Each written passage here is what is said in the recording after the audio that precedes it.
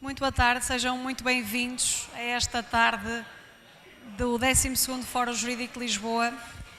Espero que o almoço tenha sido proveitoso para todos e também, como não queremos atrasar muito mais, para depois também não atrasarem os outros trabalhos e as outras conferências.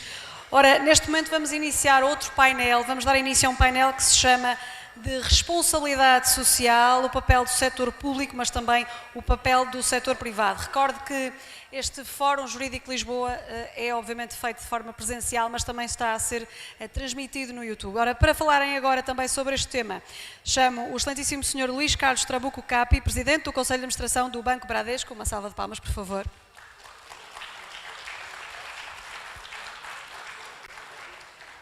A excelentíssima Senhora Paula Macedo Vaz, Presidente da Fundação do Museu de Artes Aplicadas. Bom dia, ou boa tarde, obrigada. Também a excelentíssima Senhora Marta Leonardes, a sócia do BTG Pactual. Uma salva de palmas, por favor. O excelentíssimo Senhor Luizinho Magalhães, Diretor Pedagógico do Instituto JF. Boa tarde. Ainda o excelentíssimo Sr. Filipe Almeida, Presidente da Portugal Inovação Social. Uma salva de palmas, por favor, também. E para terminar, o excelentíssimo Sr. José Marinho, Promotor de Justiça da Primeira Promotoria de Fundações do Ministério Público do Estado do Rio de Janeiro. Olá, boa tarde. Uma salva de palmas. Convido então para moderar este painel o excelentíssimo Sr. Gilmar Ferreira Mendes, Ministro do Supremo Tribunal Federal, Professor do Instituto Brasileiro de Ensino, Desenvolvimento e Pesquisa e Doutor em Direito pela Universidade de Münster. Uma salva de palmas, por favor. Vou chamar o Pedro Nery para a mesa. Não tenho.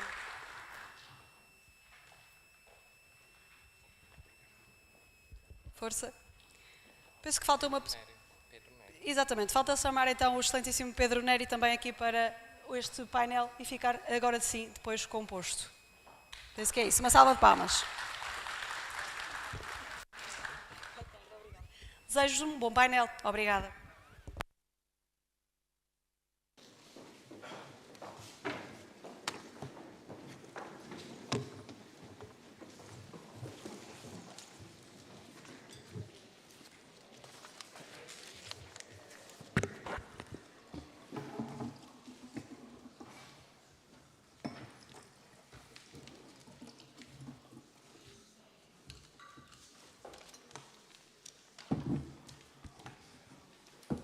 Boa tarde a todas e a todos. Cumprimentar a todos os painelistas já mencionados, doutora Paula Macedo Vaz, doutor Luís Carlos Trabuco, doutora Marta Leonardes, doutor Luizinho Guimarães, doutor Pedro Nery, doutor José Marinho, doutor Felipe Martins, dizer da alegria de estarmos aqui para debatermos um tema que é extremamente relevante e que tem sido objeto de outros fóruns em que debatemos essa temática que é muito cara, eu acho que é uma das marcas do Fórum de Lisboa, que é a ideia de responsabilidade social. O Dr. Trabuco, não faz muito, inclusive escreveu um artigo chamando a atenção para a necessidade de termos uma regulação, uma disciplina sobre responsabilidade social. Assim como avançamos significativamente na tematização e na regulação da responsabilidade fiscal, e esse é um dado positivo, uma conquista, inclusive civilizatória, também precisamos ordenar e organizar essa ideia de responsabilidade social. Mas, sem mais delongas, vamos ouvir os nossos painelistas e eu começo com a nossa amiga, doutora Paula Macedo Vaz. Pediria a todos que tentassem pautar nos 10 minutos, pelo menos é a recomendação da direção, tendo em vista os outros painéis que estão por vir. Primeiramente, muito obrigada. Primeiramente, eu gostaria de agradecer aos organizadores do Fórum de Lisboa. Tá ligado? Agora.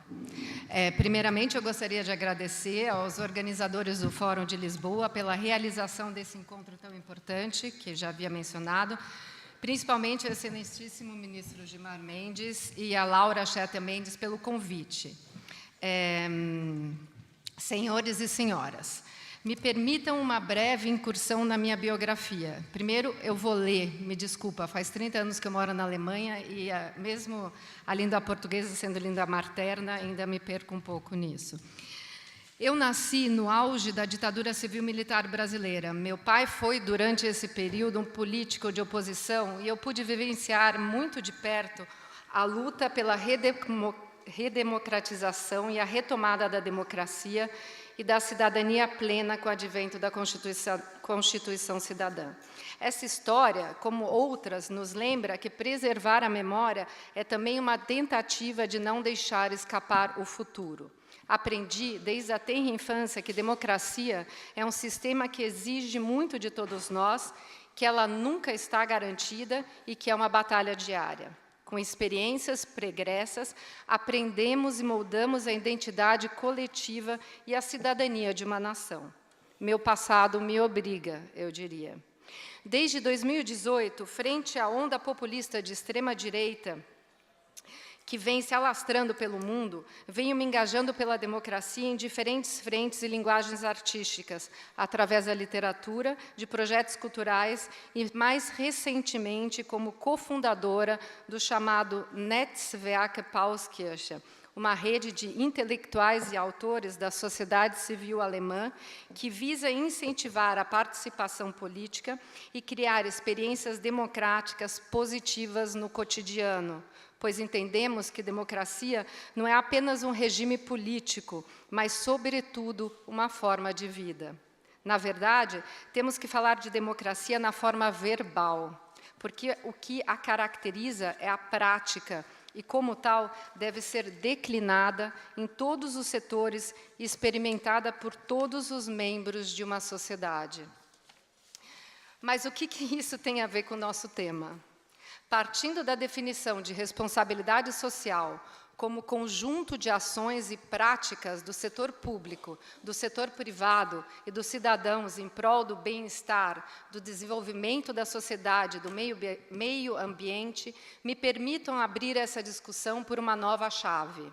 Entendo que, para falarmos de responsabilidade social, temos que fazer um exercício de reflexão, pulando para a questão inicial de entendimento de sociedade e de dependência de um ser para com o outro e pensando, a priori, sobre pacto e coesão social.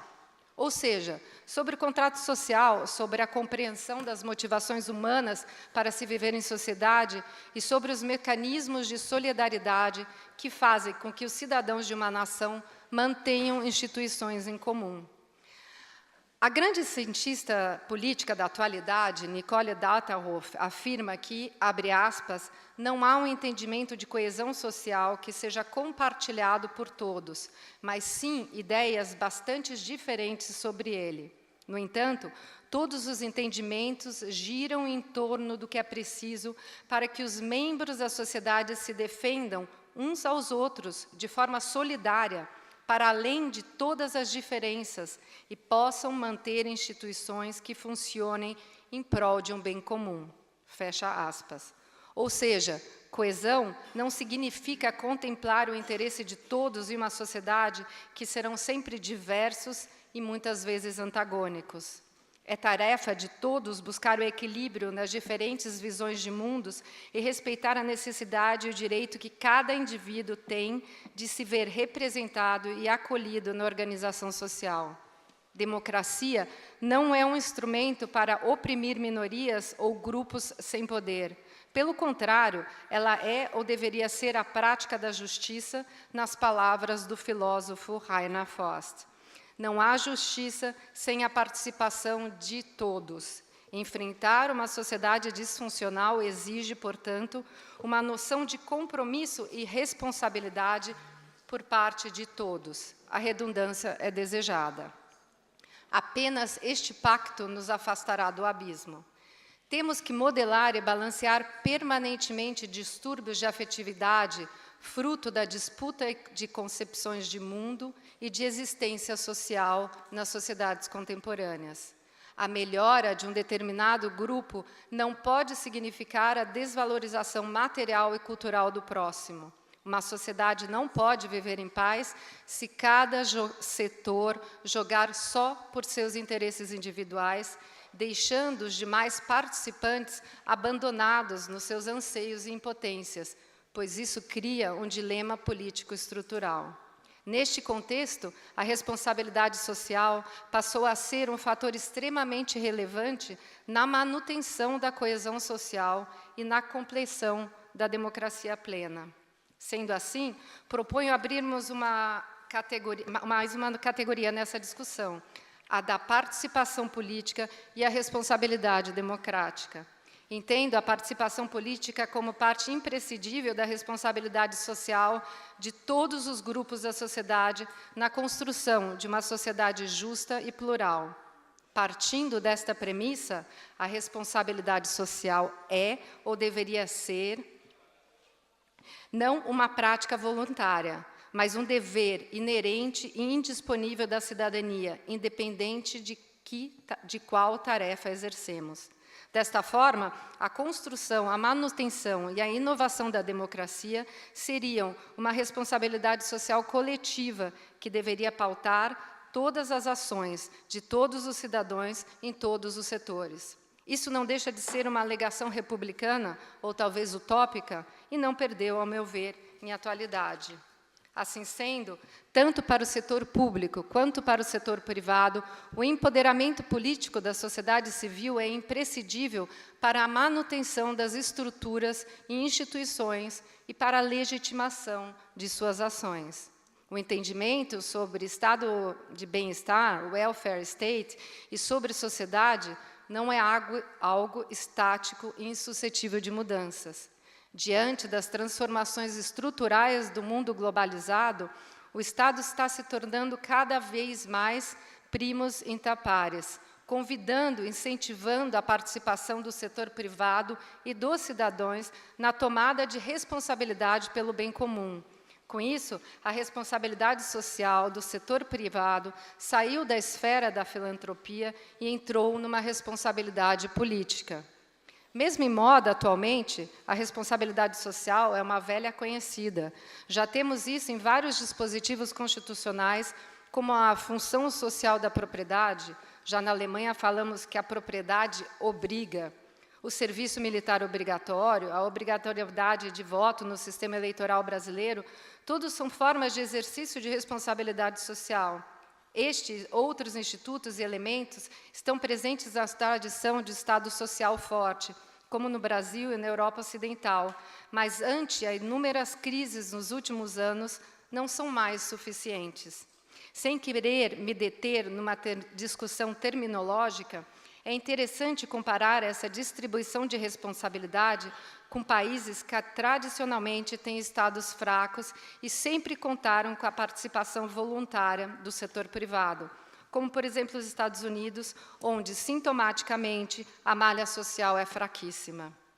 A geração ESG é, a meu ver, uma reação necessária a essas falácias e uma versão atualizada da responsabilidade social ante ao bem-estar público e ao meio ambiente, e a prova cabal de que ou reagimos ou perdemos como sociedade.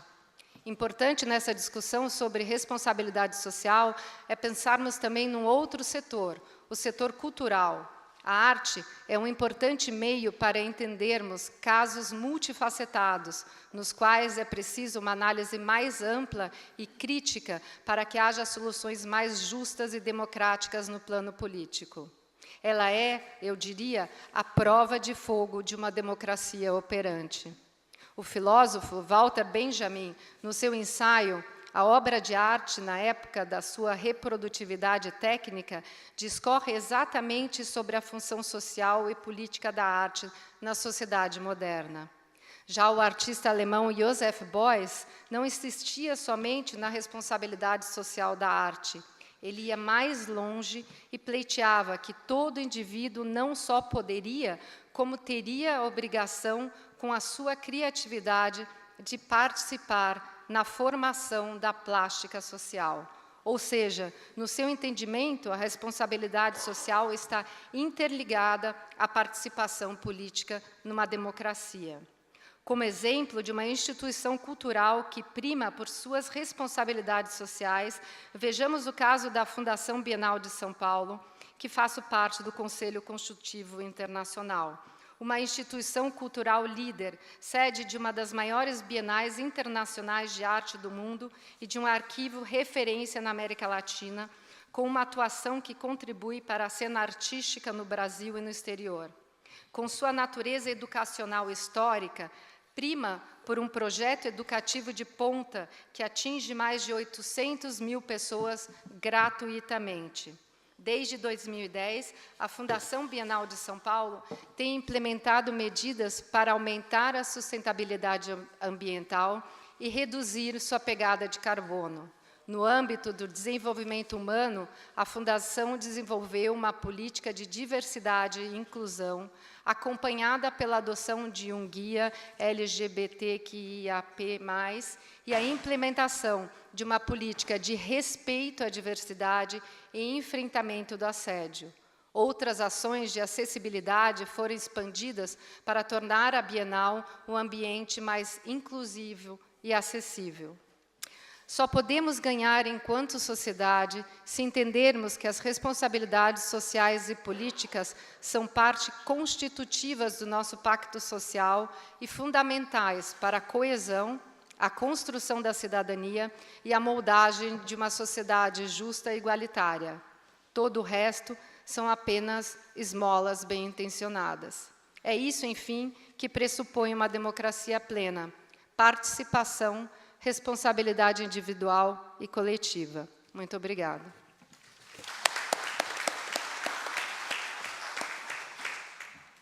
Muito obrigado, doutora Paula Macedo Vaz, por essa instigante exposição que abre perspectivas para nós nesse contexto do debate da responsabilidade social, trazendo toda essa riqueza quanto à abordagem via arte, via criação, e isto é muito interessante. Eu passo agora a palavra ao nosso colega já de tantos anos do Fórum, doutor Luiz Carlos Trabuco, para a sua exposição. Boa tarde, minhas senhoras e meus senhores. Primeiro, agradecer, vamos dizer, essa oportunidade, ministro Gilmar, que nessa sequência de fóruns de Lisboa tem servido para nós instigar o pensamento reflexivo. Isso tem sido muito gratificante. Nós, os meus colegas de mesa, refletir por essa temática tão relevante da responsabilidade social, quer seja na versão pública, fundamental, ou na versão privada. Alguém poderia perguntar assim: eu sou um bancário, um funcionário de um banco, trabalho no mesmo banco há 56 anos e tenho assim o prazer de registrar que desde os anos 50, o fundador do banco, um lendário Amador Aguiar, teve a visão de criar uma primeira escola e uma fundação, a chamada Fundação Bradesco. Era um momento da responsabilidade social voltada a aspectos da filantropia. Essa função social ela foi se desenvolvendo e hoje o banco mantém 42 escolas com 45 mil alunos, um investimento de 1 bilhão e 400 milhões de reais por ano, devotando que a empresa tem uma função social e dar educação gratuita, alimentação, assistência médica, odontológica, é uma parte que nós podemos fazer e contribuir para a redução da desigualdade no Brasil. Nós acreditamos que só educação transforma. Alguém poderia dizer que a educação muda o mundo. Não, a educação não muda o mundo. A educação muda as pessoas, e são as pessoas que mudam o mundo. Por isso que, na responsabilidade social, pública ou privada, ter a educação como motor de transformação e compreensão do mundo é algo que merece relevância. As nossas escolas também dão assistência médica odontológica. E eu aprendi, vamos dizer, nesses anos todos de visitar escolas, a assistência odontológica. É impossível sorrir se não tivermos os dentes na boca. E aí, a responsabilidade social do poder público, principalmente no Brasil, envolve algo que não é tecnologicamente impossível de fazer. Assistência odontológica para milhões de desdentados que nós temos no país. Acho que isso é responsabilidade social. Mas feito esse primeiro momento de propaganda, a qual eu peço desculpa, eu gostaria de lembrar que a responsabilidade social do aspecto público, eu lembrei-me, ministro Gilmar, da Declaração de Direitos da Virgínia, de 1776. Algo meio assim incrível, que dá o direito à felicidade. Fiquei pensando para vir aqui, o que é felicidade? Felicidade é o bem-estar das pessoas. E as pessoas objetivam o quê? Qualidade do meio ambiente. Se a propriedade tem função social, não se diria que o meio ambiente no século XXI tem uma finalidade social, ou melhor, o meio ambiente é o roteiro de sobrevivência dos seres humanos na Terra. Se a Constituição, lá na sua intenção, dá direito à felicidade, ter felicidade é ter água e saneamento. Água encanada e saneamento. E isso não depende do debate ideológico, se é público ou privada. Isso tem de ser entregue, e eu fico feliz com a lembrança do senhor. Uma lei de responsabilidade social, ela visa dar métricas a governantes que, em fim do mandato, têm de prestar suas contas.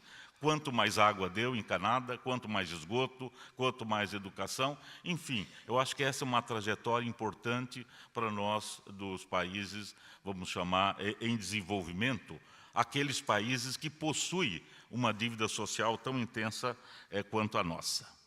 Igualdade de oportunidades é direito à felicidade.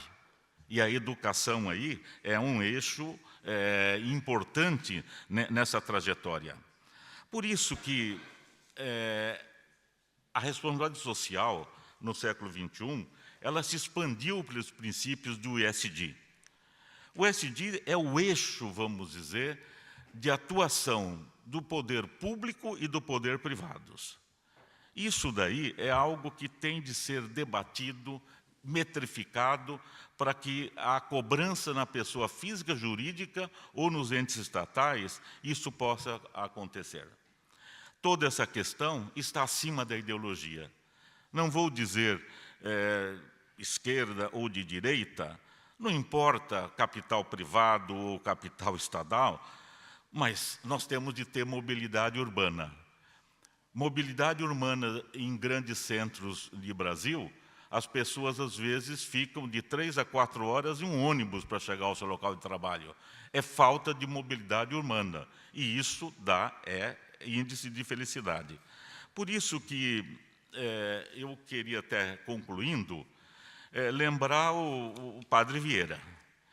O futuro não é destino, mas é uma construção. Então, eu acho que essas reflexões com relação à responsabilidade social pública ou privada, elas são fundamentais para a nossa sociedade. Ministro, tem um tema subjacente deste fórum, que é o assunto da globalização.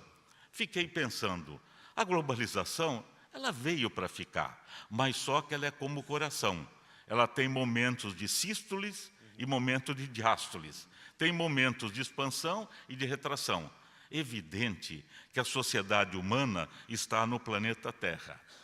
E eu fiquei pensando também, refletindo de manhã, quando Cristo chegou à Terra, o mundo tinha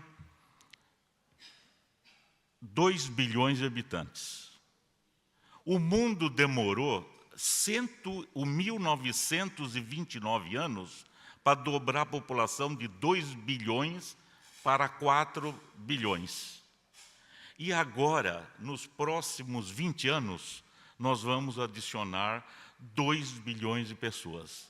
É o mesmo que imaginar, e aí eu estou emprestando um estudo do Marcos Troiot, o ex-presidente do Banco dos BRICS, é imaginar que nos próximos 20 anos vai desembarcar no planeta Terra uma Rússia com 150 milhões de habitantes, uns Estados Unidos com 350 milhões de habitantes e uma China com 1,5 bilhão. Então, e dessa população que chegará a 10 bilhões de pessoas, só a África terá 4 bilhões, a Ásia 4 bilhões. Por isso que esse eixo do mundo do Sul, nós teremos 8 dos 10 bilhões de habitantes.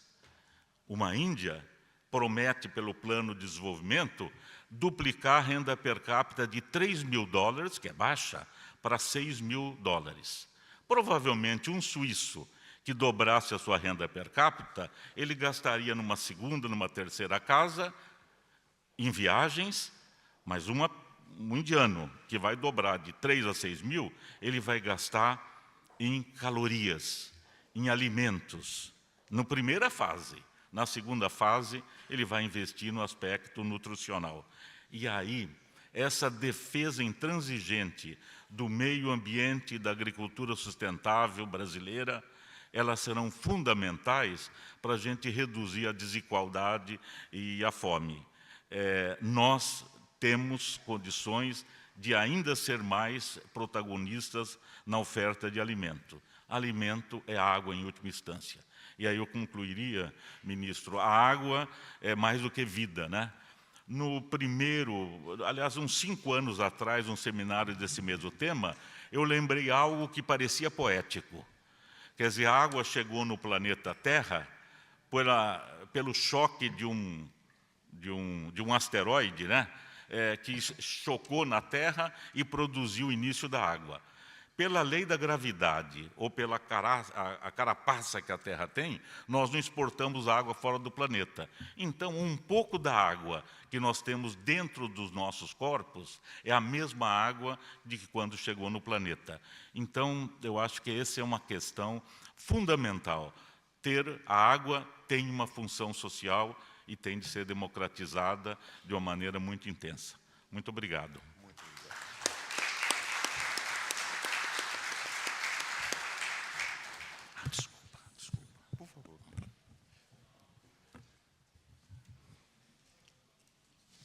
Doutor Trabuco, muito obrigado por essas considerações, nos relembrando que também quando estamos exportando alimentos, estamos exportando água, exportando também um produto que no Brasil, felizmente, é bastante abundante, mas, obviamente, que temos enormes desafios. Ainda hoje, num dos painéis, se falava, escutava rapidamente o governador Tarcísio falar do sucesso que estamos tendo com essa nova trancha, esse novo desenvolvimento no que diz respeito à política de saneamento. Oxalá nós consigamos avançar nessa questão e cumprir as metas desse novo plano.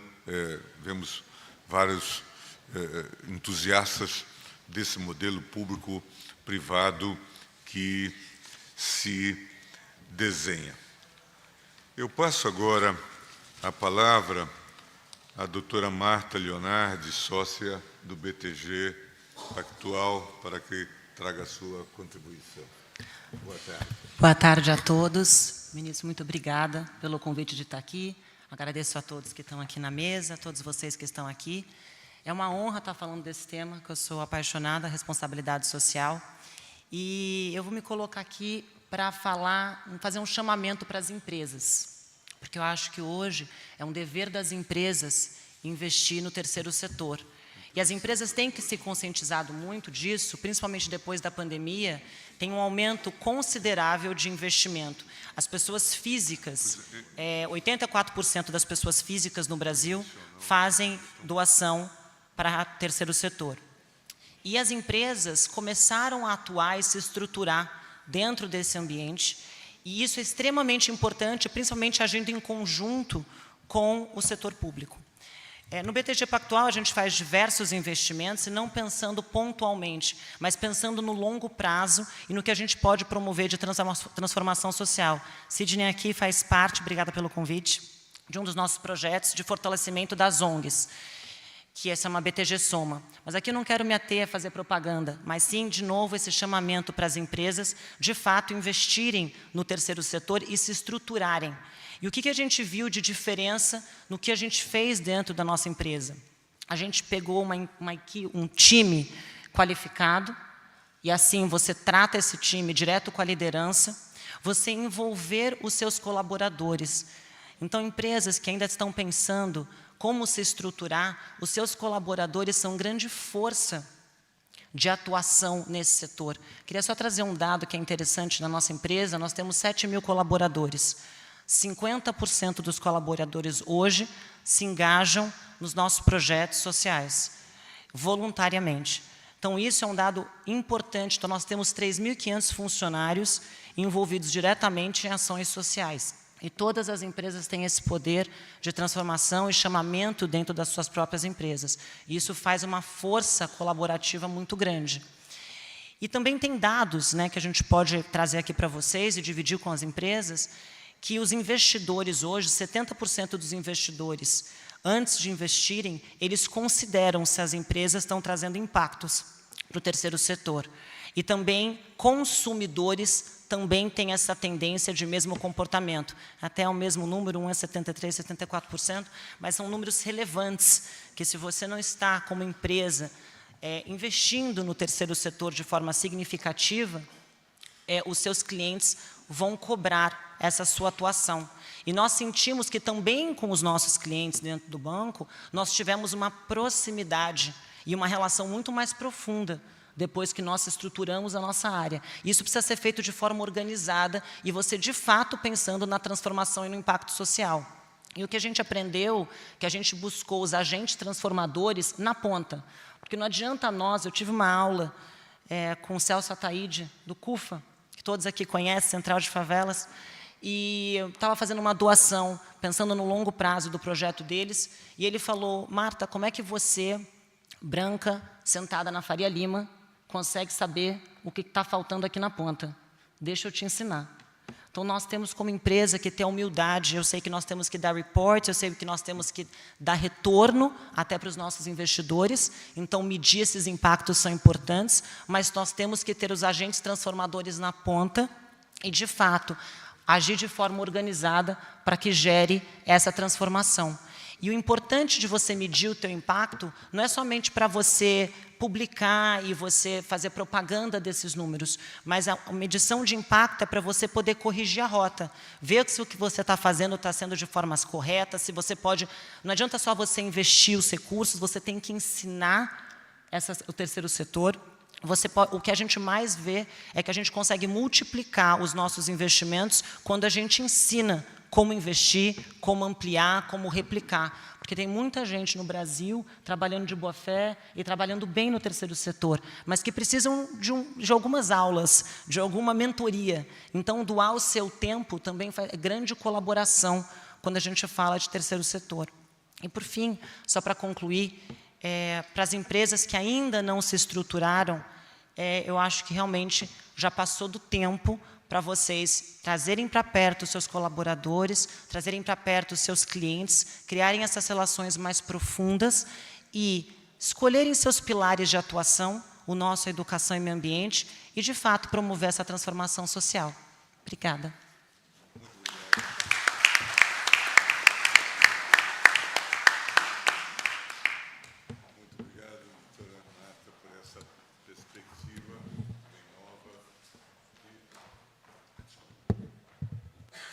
Obrigado, doutora Marta, por essa perspectiva também nova.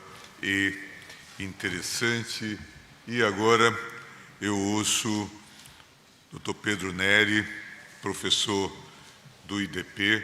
Para aqueles que não sabem, Pedro acaba de lançar um livro chamado Extremos. Eu estou na metade, ele está me torturando, aproveitando o voo. Mas tem coisas muito interessantes sobre as questões da desigualdade no Brasil. Nós ficamos muito satisfeitos e eu estou fazendo esse pequeno spoiler, tentando ajudar a divulgação do tema. É um livro muito interessante, um trabalho de pesquisa desafiador que o Pedro faz, chama Extremos. Obrigado, ministro Gilmar, agradeço as palavras gentis. Eu gosto muito dessa provocação que o professor Gilmar e o Zé Roberto Afonso fazem de trazer esse tema como responsabilidade social, de dar esse framing para esse termo que faz ele imediatamente se contrapor à responsabilidade fiscal, que é algo que a gente já está mais acostumado a falar no Brasil.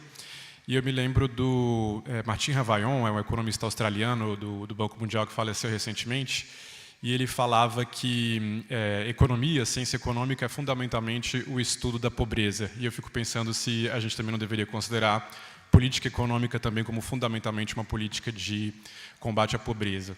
E o fato é que, entre as coisas que são boas do Brasil, a gente tem uma série de instrumentos para responsabilidade fiscal, né?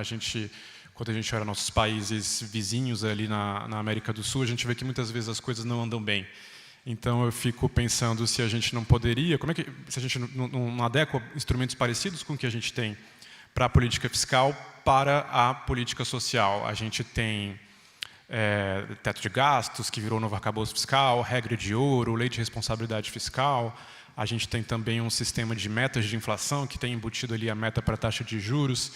E, em geral, esses instrumentos todos eles envolvem uma meta, um objetivo, e algum tipo de gatilho em caso de descumprimento, né? E isso conseguiu nortear bem o debate público, o debate no parlamento, e eu penso que a gente deveria tentar fazer o mesmo com política social, né? Na legislatura anterior, o Congresso Brasileiro chegou a aprovar um dispositivo que veio da lei de responsabilidade, do projeto de lei de responsabilidade social, que previa metas para a redução da pobreza e da extrema pobreza no Brasil, tinha a mesma lógica do sistema de metas de inflação. A Câmara aprovou, o Senado aprovou e o presidente da República na época vetou e acabou ficando por isso mesmo. Mas esse diálogo entre, digamos, economia e direito constitucional, eu acho que ele faz todo sentido, porque um economista ele abre a Constituição ali e a gente vai ver nas primeiras páginas enunciados os objetivos da República, né? E a gente pode, com alguma facilidade, traduzir aquilo para o economês, né? Tem ali desenvolver, garantir o desenvolvimento nacional, o economista pensa em PIB, erradicação da pobreza, o economista vai pensar em linhas de pobreza, redução das desigualdades, a gente vai pensar em índice de Gini, enfim. Então, eu acho que existe um espaço para a gente avançar nisso que a gente poderia chamar, não sei, de economia constitucional ou alguma coisa assim, para fazer esse diálogo melhor da eficácia do que a gente se propõe a fazer na nossa Constituição. E ao fim e ao cabo, a gente está falando de avaliar, né? A Marta estava falando aqui agora há pouco de avaliação também, a gente tem ouvido falar muito de avaliação do gasto público, a gente brinca às vezes que até a escola de samba é avaliada, né? Por que o gasto público também não é avaliado? E acho que a gente pode pensar o mesmo também para o setor privado. Tem um dado aqui que Marta trouxe que eu não sabia, que 84% dos brasileiros, pessoas físicas, fazem doação, e a verdade é que a gente não sabe muito bem para onde esses recursos vão ou se eles poderiam ser mais bem empregados. E eu queria recomendar muito um movimento que eu gosto de acompanhar, lá do Vale do Silício, que saiu ali dos empreendedores da Califórnia, que chama EA, Effective Altruism, ou altruísmo efetivo. E os caras são basicamente obcecados em ter métricas de retorno de terceiro setor, de doação. Uma perspectiva mais global, né, o retorno do investimento no combate à malária, ou desparasitação. Mas eu acho que a gente pode pensar em algo assim também no Brasil, né? Aproveitando que a gente tem aqui pessoas que trabalham em empresas líderes da economia nacional, por que a gente não traz esse tipo de métrica para avaliar o terceiro setor? A gente tem falado muito em greenwashing nos últimos anos, nessa pegada de ESG, mas a gente não fala de social washing, né? A gente ouve muito as empresas falarem das iniciativas delas, mas eu nem sei se todo mundo, como o time do BTG, está conseguindo medir, avaliar resultados. Eu acho que a gente poderia fazer isso mais, e não é fácil, né? O pessoal do Effective Altruism tem uma provocação que eu acho muito interessante, mas muito dura também. As principais entidades do setor basicamente só recomendam doar para atividades que comprovadamente tenham um retorno social pelo menos 8 vezes maior do que dar diretamente o dinheiro para a população, ou para o cidadão. Ou seja, é muito difícil doar é difícil, né? Fazer alguma coisa que seja efetiva é difícil, tanto que a principal recomendação acaba sendo, olha, não sabendo como doar melhor, simplesmente doe dinheiro diretamente para a pessoa, em vez de fazer alguma coisa que não vai ser bem utilizada. E tem muito conteúdo legal nessas páginas desse movimento EA, para todo mundo, mesmo que não trabalha no terceiro setor, quiser dar uma olhada ali, tem muita recomendação sobre o que você faz com a sua carreira para ter mais impacto, enfim, é dessas coisas que saem do Vale do Silício, que são bastante interessantes. Então é isso, eu queria... Estou aberto a esse diálogo, acho muito legal que a gente comece a olhar para a política social com o mesmo rigor que a gente olha para a política econômica, das coisas que funcionou no Brasil, e acho que isso tem um potencial enorme, né? A gente está conseguindo nos últimos anos reduzir taxa de pobreza, taxa de extrema pobreza, mas a gente precisa fazer essa discussão, nem que seja para celebrar os resultados, né? Eu conversei outro dia com o professor Gilmar que nos últimos anos a gente viu tantas críticas à democracia brasileira, sem que a gente percebesse quantos resultados impressionantes a gente conseguiu, né? A gente tem muito o que fazer em áreas como saneamento, como o Trabuco estava colocando, mas a gente dobrou anos de escolaridade, reduziu enormemente analfabetismo, aumentou a expectativa de vida em cerca de 10 anos, reduziu imensamente a pobreza, a extrema pobreza, mas até para celebrar esses avanços a gente precisa olhar não ter medo de olhar para os números, né? Então eu acho que essa é uma mensagem importante que eu estou vendo que está saindo desse painel. A avaliação do gasto, seja do gasto público, quanto também do gasto do terceiro setor. E agradecendo o convite e a organização do fórum, são essas as minhas palavras iniciais. Obrigado.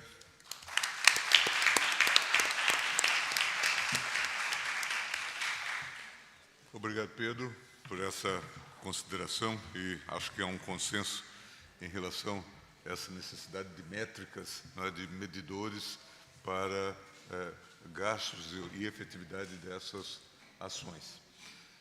Vamos ouvir agora Felipe, que já nos tem brindado com interessantes palestras sobre a questão do empreendedorismo social e seus desafios. Muito bem, muito obrigado. Muito obrigado pelo convite, Ministro Gilmar Mendes. É um gosto sempre poder beber da inspiração da sua presença e do seu conhecimento, e neste fórum especialmente rico.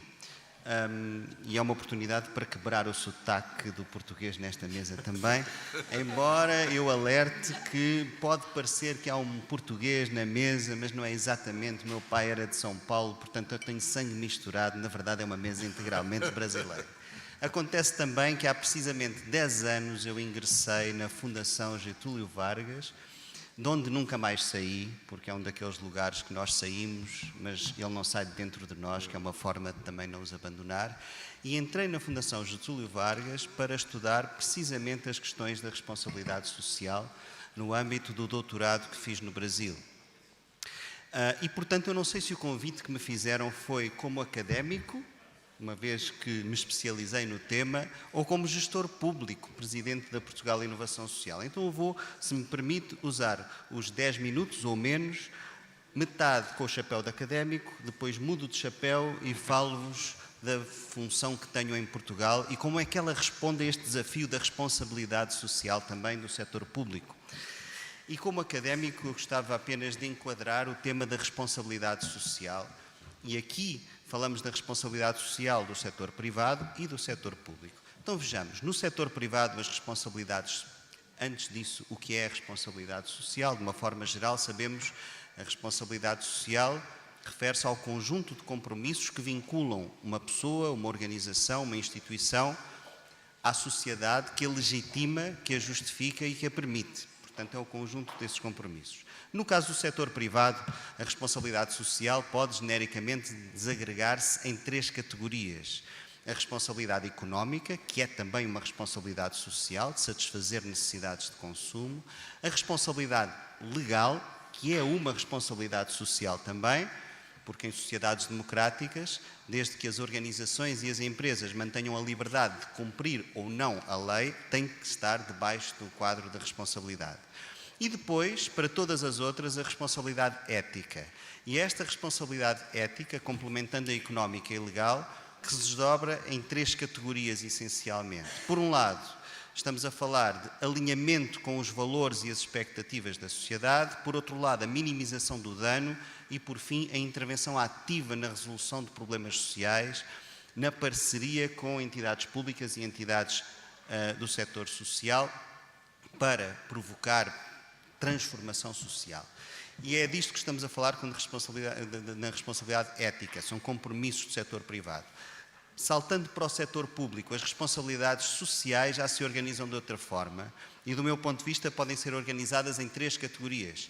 No setor público, temos as responsabilidades substantivas, que são aquelas obrigações que os governos, representando o Estado, têm de promover o bem-estar e o desenvolvimento da sociedade como um todo.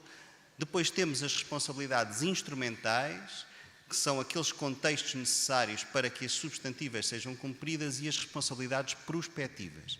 Nas responsabilidades substantivas temos 10 áreas clássicas de política, não tão clássicas como isso, mas estamos a falar daquelas que conhecemos sem precisar de mais explicação. Saúde, educação, habitação, alimentação, cultura, no acesso, mas também na promoção da criação, justiça, segurança, ambiente, para as questões ambientais, proteção e gestão de recursos naturais, cidadania ativa e participação e, naturalmente, prosperidade económica, gerando empregos que sejam estimulantes e que permitam o desenvolvimento da sociedade também. Estas são responsabilidades substantivas. As instrumentais são, basicamente, o desenvolver serviços públicos de qualidade que permitam que estas sejam cumpridas, criar infraestruturas e também promover parcerias intersetoriais com o setor público e setor privado para conseguir cumpri-las. Nas responsabilidades prospectivas, que são as mais desafiadoras, temos a obrigação ou o compromisso público de promover o desenvolvimento individual e coletivo, promovendo naturalmente os 3 pilares da transformação social, o fortalecimento de redes colaborativas entre instituições, o fortalecimento de relações de confiança entre as pessoas e o fortalecimento de laços intra- e intercomunitários. Sem esta trindade não se consegue a transformação social substantiva. E depois, por fim, nessas responsabilidades prospectivas, desenvolver capacidade de resposta a desafios extremos e a desafios que, não existindo hoje, ou existem, mas podem agravar-se no futuro, e fazer um investimento público em novos equilíbrios. E nesse conjunto de desafios eu destaco rapidamente 7 que me parecem ser os desafios extremos que hoje enfrentamos como humanidade, e tem que ser o setor público a dar-lhes resposta também. Primeiro, as desigualdades sociais, e dentro delas a desigualdade de acesso à educação.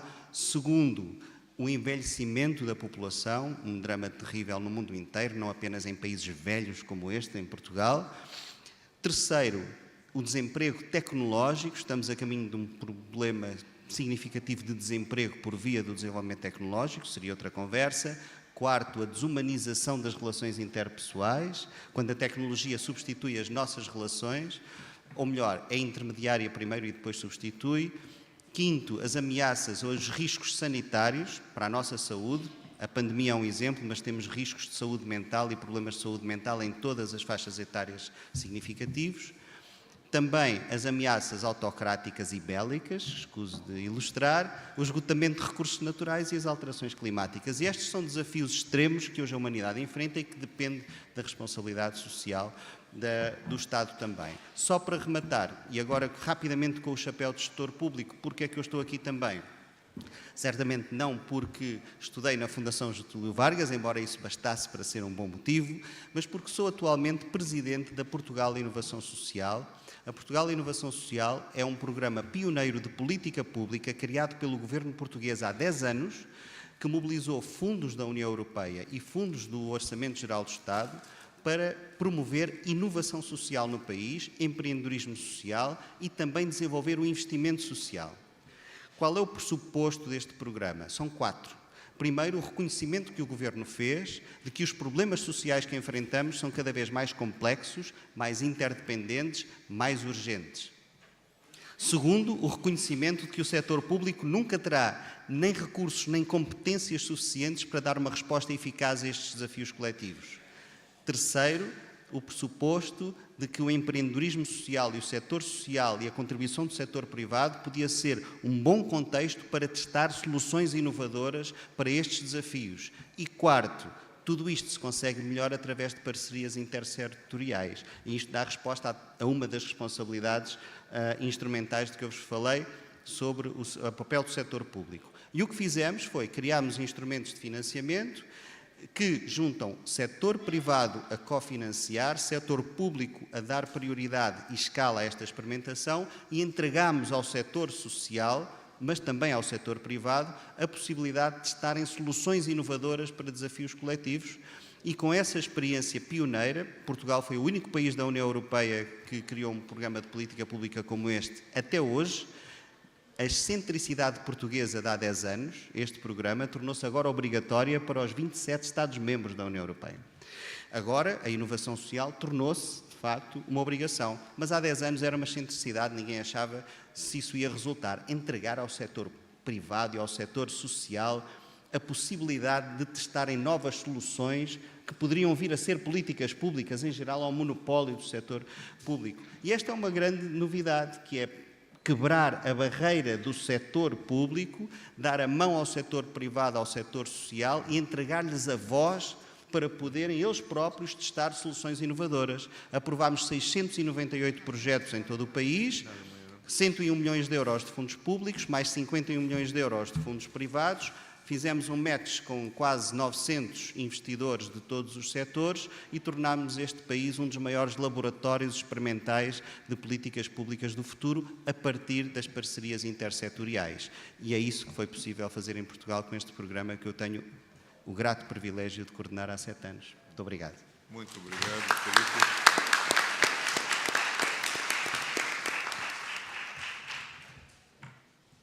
Portanto, muitas dessas ideias de aferição já estão sendo avaliadas e implementadas.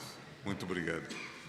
Eu passo agora a palavra ao Dr. José Marinho, promotor de justiça e exerce a função também na promotoria de fundações no Ministério Público. Boa tarde a todos. Gostaria de saudar cada um dos presentes na pessoa, nosso eminente ministro Gilmar Mendes, e acho absolutamente oportuna a presidência dessa mesa por ele, como disse nosso colega Paula Vaz, democracia e responsabilidade social não são elementos estanques, a magistratura e o Ministério Público não são estranhos a esse debate. O ministro Gilmar Mendes corporifica muito isso. Quando em nosso país vicejavam inúmeras perplexidades no mundo jurídico que transbordavam para o mundo político, quando as ruas celebravam cegamente o que acontecia, quando os jornais festejavam em manchetes tudo o que acontecia, quando a fronteira entre o ser justo e o ser justiceiro absolutamente sumia, o ministro, em uma postura altiva, corajosa, se contrapôs ao que acontecia e, suportando enorme sacrifício pessoal, suportando injustas críticas, ele conseguiu, com seu trabalho socialmente responsável dentro da judicatura, de forma democrática, repor nosso Estado de Direito. Então, acho absolutamente oportuno tê-lo aqui, presidindo essa mesa, eu congratulo.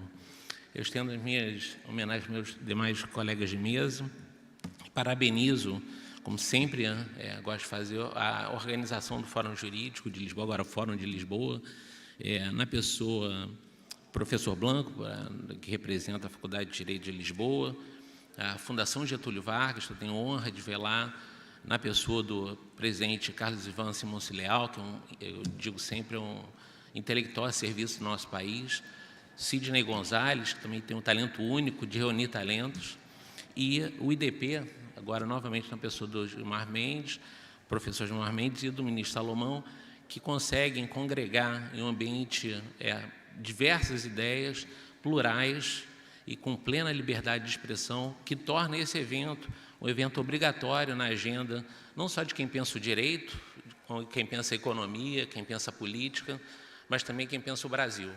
Eu digo hoje, mais do que isso, o Fórum de Lisboa é um evento obrigatório para quem tem poder de decidir pelo nosso país. Quem tem parcela de poder no nosso país precisa estar bem informado. Não há melhor lugar de fazer isso estando hoje aqui. É uma maneira da gente poder contribuir cientificamente com decisões importantes para o nosso país. E é o que nos leva a um painel de grande importância, que é o de responsabilidade social, e que tem o que eu chamo de grandes paradoxos. Do ponto de vista governamental, sempre se contrapõe a responsabilidade social à responsabilidade fiscal, como se eles fossem antagônicos, quando, na verdade, nada adianta um cofre público cheio e um monte de barriga vazia nas ruas. A gente precisa, evidentemente, é evidente que precisa ter equilíbrio fiscal, é evidente que precisa buscar o superávit, é evidente que não se pode ter uma gastança incontida, mas, ao mesmo tempo, esse desempenho fiscal precisa estar a serviço do resgate humanitário do nosso país. É preciso que isso converta em combate à pobreza, à miséria extrema, a resgatar as pessoas à própria humanidade. Da mesma forma, no ponto de vista corporativo, não existe paradoxo entre o lucro e a responsabilidade social. Hoje já se superou a ideia do lucro selvagem, que destrói, que mata, que escraviza. Hoje o mundo corporativo já tem a evolução do pensamento para compreender que o próprio investidor, ele tem um grande pensador de responsabilidade social corporativa, que se chama Surya Deva. Ele sustenta que hoje a gente não fala mais em stakeholders, né? A gente evoluiu para right holders no sentido de que eu, como investidor, eu agrego valor ao lucro que eu quero obter. O que ele quer dizer com isso? Quando você vai ver o desempenho de duas empresas, é claro que ninguém quer uma empresa falida para ser investidor, né? Todos se preocupam com lucro, mas, ao mesmo tempo, esse lucro ele não é simplesmente um valor nominal monetário. Ele está lá agregado. Essa empresa tem inclusão social, ela preserva o meio ambiente, então, muitas vezes, o valor nominal não transpassa o valor intangível que aquele negócio oferece. Então, a responsabilidade social hoje convive com o lucro, e é um lucro inclusivo, né? Hoje, o mundo corporativo já fala, evoluiu do BHR para o CSI, hoje o ESG, são essas sopas de letrinhas que corporificam esse sentimento. E no terceiro setor também, é a minha área de maior atuação, né? A gente também fala que não existe o paradoxo entre o mundo social, entre o terceiro setor e a atividade empresarial. Isso era uma ideia muito romântica, que havia uma separação entre esses mundos, quando, na verdade, o que a gente diz que é inerente a uma fundação, por exemplo, a uma entidade filantrópica, buscar fins sociais e, por isso, ser socialmente responsáveis. Mas, ao mesmo tempo, não basta que elas sejam o que elas são, simplesmente parem por aí. É preciso que elas tenham consistência. A imagem que a gente sempre fala é que você não pode entregar um prato de comida apenas a uma criança no meio da rua e se dá bastante por isso. Você precisa voltar lá no dia seguinte, precisa ampliar essa atividade até o momento em que o próprio Estado possa fazer isso pelas próprias mãos, e eu não preciso de terceiro setor para isso. Então, consistência, que significa, na prática, sustentabilidade financeira, que implica a busca de meios empresariais. Então, a responsabilidade social do terceiro setor convive, sem paradoxo, com a atividade empresarial. E eu diria, por último, que também existe a responsabilidade social dos órgãos de controle. Tribunal de Contas, as controladorias, o próprio Ministério Público, eles têm responsabilidade social, e isso nos, eu digo como membro do Ministério Público, isso nos ilumina para uma atividade que antes era persecutória, meramente acusatória, algumas vezes destrutiva, destruição em massa, sem preocupação de preservação de empregos ou da própria economia, e hoje já com um sentimento de que a atuação precisa ser pedagógica, precisa preservar empregos. A gente não pode, a pretexto de condenar alguém, levar para a mesma prisão uma família de inocentes, destruir uma empresa, ser uma arma de destruição em massa, sem nenhuma preocupação, a não ser ter algum alvo ali para a gente atingir. São essas minhas breves reflexões. Eu agradeço o convite, uma vez mais, da organização e devolvo a palavra ao ministro. Muito obrigado. Doutor José Marinho, que traz perspectivas também interessantes nessa fiscalização desse chamado terceiro setor. E agora, passamos a palavra ao doutor Luizinho Magalhães, diretor pedagógico do Instituto JIF. Responsabilidade, seu último seu fechamento. É um prazer muito grande estar aqui, né, num fórum jurídico como educador, né, e saúdo a todos da mesa e a todos os presentes. E quando a gente fica por último, você vai anotando pontos relevantes de cada fala, e o que me impressionou bastante, no bom sentido, é que nós temos muitos pontos convergentes, né?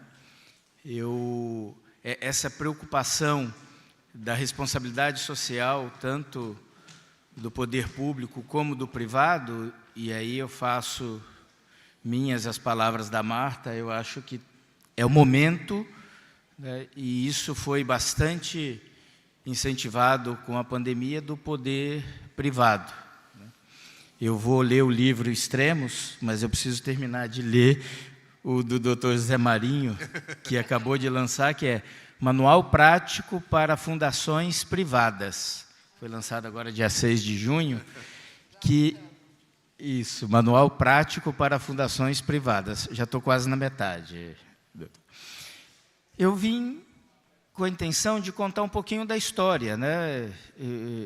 Eu dirijo o Instituto JIF, né, faço a direção pedagógica, porque é um instituto que já conta com 15 anos, né, e ele começou na decisão da empresa que nos mantém de, além de fazer como responsabilidade social e muita doação e fazia participações, de estruturar um modelo em que pudesse doar muito mais do que dinheiro, do que alimentos, mas doar o tempo e o conhecimento de uma empresa que, na época, contava com mais de 50 anos. Lá no Instituto, nós acreditamos que o desenvolvimento socioeconômico passa pela educação e pelo trabalho. Então, o Instituto JIF se denomina como uma empresa socioeducadora. Todas as nossas atividades se permeiam pela educação, onde nós trabalhamos com 4 pilares, que nós chamamos de empresa, escola, comunidade e família. Todos os nossos projetos de atuação social envolvem pelo menos 3, ou a maioria deles, os 4 pilares que nós temos. Nós estamos dedicando nos últimos 12 meses a escrever o conceito de empresa educadora. E estamos exercitando dentro das nossas empresas para depois divulgar para a sociedade e fazer o mesmo convite que a Marta acabou de fazer. O que é uma empresa educadora? Nós acreditamos que a empresa educadora é aquela que tem a educação como estratégia principal de crescimento da companhia. É formar pessoas. Se a gente for na nossa Constituição, que quando ela fala de educação, que é direito de todos para as habilidades, competências e para o trabalho. E a educação básica sempre fez muito pouco com isso, né? Basicamente, ela preparou para o vestibular. E a gente exercita isso.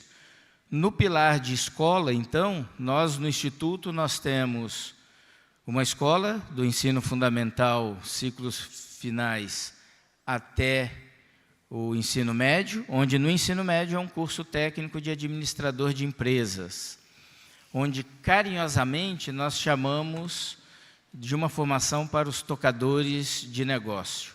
Os nossos alunos dessa escola, na segunda série do ensino médio, quando eles já alcançam os 16 anos, eles já são CLT, e eles tomam conta da nossa menor unidade de empresa, né, que são lojas Swift. Então, com 17, 18 anos, o aluno já está, na prática, exercitando o que ele aprendeu no curso de administração de empresa, que nós temos uma carga bem complementar. Temos também curso de técnico de ensino médio de tecnologia, de análise e desenvolvimento de sistemas, e agora, por último, nós abrimos mais uma escola de ensino médio, onde o itinerário formativo, ciências da natureza, e elas estão alocadas em 2 plantas do grupo, uma em Lins e uma em Amparo. Todo esse trabalho com esses alunos, que hoje são cerca de 1.100 alunos, com refeição, uniforme, mensalidade, totalmente gratuitos, a gente promove com que a inserção deles e o foco, né, já para o trabalho. E fazemos também um trabalho com as famílias, porque a gente acredita que esses alunos vão transformar a sua família e a sua comunidade. Quando esses alunos entram na escola, alguns deles pelo 6º ano, outros pela 1ª série do médio, a gente faz uma análise socioeconômica da família, e quando eles se formam e já estão trabalhando, eles têm uma melhoria de 72% na renda per capita da família. Então, eu acho que isso é um indicador certeiro de que você está fazendo uma promoção social, não só com o aluno. Muitos deles acabam sendo o primeiro aluno da família, o primeiro componente da família a ter um ensino médio, né? Então, no pilar escola, nós temos as escolas de educação básica. Acabamos de ter aprovada a nossa faculdade JF, começa com um curso, já temos 8 no Ministério de Educação para serem aprovados, e também tivemos autorização no final do ano passado para ser uma entidade qualificadora, e estamos escrevendo e já pilotando um vasto programa de jovem aprendiz, divulgando nas escolas públicas que estão no entorno das nossas fábricas. No pilar da comunidade, não basta apenas trabalhar com os nossos alunos que melhora com a comunidade. Nós também temos um trabalho, e aí de uma parceria público-privada muito forte com escolas públicas no nosso entorno, onde nós levamos formação continuada para diretor de escola, coordenador e professor de escolas públicas que estão no entorno da nossa matriz. Hoje nós temos 170 escolas públicas entre São Paulo e Osasco, que são apadrinhadas, o que dá uma formação de quase 700 gestores, 6.000 professores, e levamos plataforma de português e matemática para cerca de 90.000 alunos.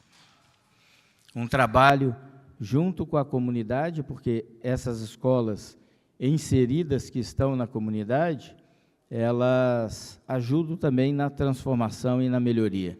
Nós temos relatos de escola pública que, com esse envolvimento de toda a comunidade, porque a Associação de Pais e Mestres recebe um aporte financeiro, resultado da meta atingida de engajamento na formação dos professores, em que eles, junto, decidem a melhoria que vão fazer na escola. E isso tem melhorado segurança, furtos na escola, a escola está mais aberta para a comunidade nos finais de semana. Ou seja, são pequenas ações, né, que é uma escolha nossa. A gente começa fazendo algo pequeno, mas de uma grande qualidade, para depois a gente, terminando isso, a gente pode escalar esse movimento. E na família, todo o trabalho que a gente desempenha no trabalho, na escola e na comunidade, a gente tem algo a oferecer para a família, para que ela seja também uma partícipe do crescimento de um desses pilares.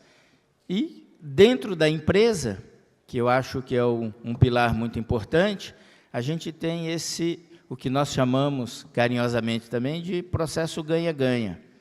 Ganha a empresa porque recebe esses colaboradores altamente preparados e a gente está dentro do treinamento e desenvolvimento da companhia, com produção de conteúdos, com metodologias aplicadas, mas também ganha a escola, ganha a comunidade, porque os colaboradores e os executivos da companhia é que são os nossos produtores de conteúdo, são os responsáveis pelo desenvolvimento dos nossos alunos e das nossas famílias.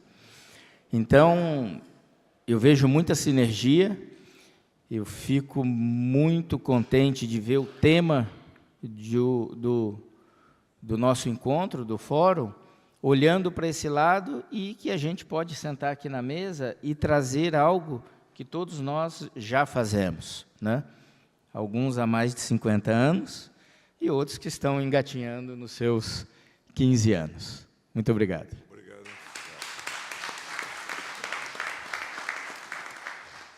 Muito obrigado, professor Luizinho, também por essa exposição.